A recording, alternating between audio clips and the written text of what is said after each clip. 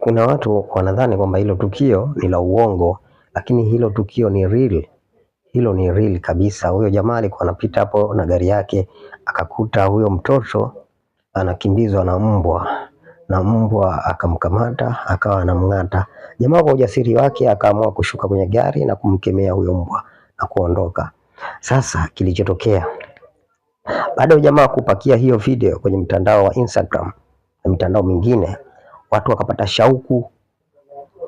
Baada ya kupata shauku, wakamshauri aweke slip zake za benki, dokumenti zake za kibenki kwa ajili wa mchangie chochote kwa ujasiri huo aliofanya na kumuokoa huyo mtoto.